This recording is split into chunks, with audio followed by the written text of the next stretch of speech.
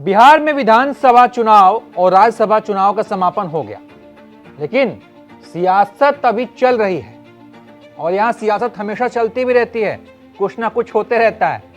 अब सियासत हो रही है विधान परिषद को लेकर। अब बारी है बिहार के उस सदन की जहां शोर कम होता है लेकिन खेल बड़ा होता है, यानी कि विधान परिषद एमएलसी।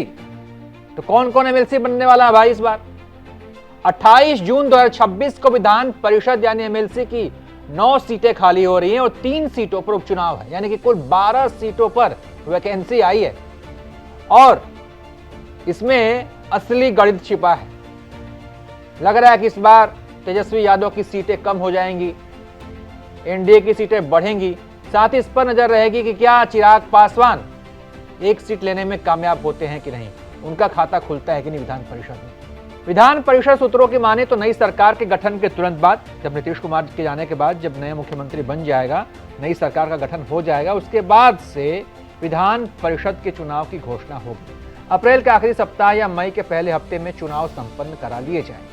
सीएम नीतीश कुमार की खाली हुई सीट पर उनके बेटे निशांत कुमार का विधान परिषद जाना तय माना जा रहा है, ये एकदम क्लियर है। इसके अलावा भाजपा के मंगल पांडे की सीट पर, मंगल पांडे जो कि एमएलसी थे लेकिन फिर विधानसभा चुनाव लड़े, सिवान से जीत गए, तो उनकी सीट जो खाली हुई है वहां पर उपेंद्र कुशवाहा के बेटे दीपक प्रकाश को भेजा जाएगा, वो एमएलसी बनेंगे। ये फिलहाल किसी सदन के सदस्य भी नहीं है लेकिन मंत्री हैं। तो अगर फॉर्मूले के लिहाज से देखें तो जदयू को 4, बीजेपी को 3, आरएलएम को 1 और आरजेडी को 1 सीट मिल सकती है। इसके साथ ही एलजेपीआर का भी जून में विधान परिषद में खाता खुल सकता है, अब ये बीजेपी पर डिपेंड करता है। हालांकि सियासी पंडितों का मानना है कि हुलास पांडे को लोजपा की तरफ से एमएलसी बनाया जा सकता है। ब्रह्मपुर विधानसभा सीट पर ये चुनाव लड़े थे और बहुत ही कम मार्जिन से उन्होंने चुनाव हारा था, बहुत मेहनत की थी, बहुत सारे वोट लेकर आए थे। बक्सर जिले में कहा था कि सबसे ज्यादा वोट लेकर आए थे, लेकिन फिर भी उन्हें हार का सामना करना पड़ा था। ऐसे में उन्हें विधान परिषद में मौका दिया जा सकता है। राज्यसभा चुनाव के दौरान एलजेपीआर ने बिना शर्त के एनडीए का समर्थन किया था।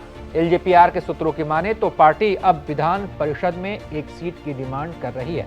पार्टी के पास इस समय 19 विधायक हैं और जीत के लिए उनको 25 विधायक चाहिए, तो 6 विधायक और लाने पड़ेंगे। और अगर बीजेपी के विधायक इनका सपोर्ट करते यानी भाजपा सपोर्ट करते, कहते क्या ठीक है चलिए 1 सीट आप ले लीजिए, तो अगर बीजेपी के विधायक सपोर्ट करते हैं तो विधान परिषद में चिराग पासवान का खाता खुल जाएगा, 1 सीट मिल जाएगी और उस सीट पर चर्चा है उल्लास पांडे की। अब देखना है कि वो एमएलसी बनते हैं कि नहीं। वहीं बीजेपी की तरफ से 3 सीटों पर नया नाम तय माना जा रहा है। मौजूदा एमएलसी सम्राट चौधरी पहले ही विधायक बन चुके हैं। संजय मयूख का नाम बांकीपुर विधानसभा सीट के लिए चल रहा है। साथ ही जदयू में गुलाम गौस और भीषम सहनी की जगह नए चेहरे को मौका दिया जा सकता है। दीपक प्रकाश और निशांत के साथ पहले ही युवा की एंट्री उस सदन में हो रही है। राजद में राबड़ी देवी के मुंहबेले भाई जो हैं सुनील सिंह, उनका कार्यकाल पूरा हो चुका है, लेकिन खबर है कि उन्हें दोबारा एमएलसी बनाया जाएगा, ये लगभग तय है।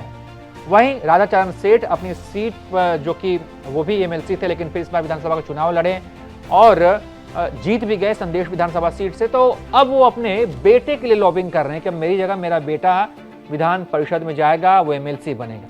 तो देखना है किस बार अब किसको एमएलसी बनने का मौका मिलता है। आप इस पर क्या सोचते हैं, क्या प्रतिक्रिया आपकी, कमेंट बताइए। देखते रहिए आप एबीपी बिहार।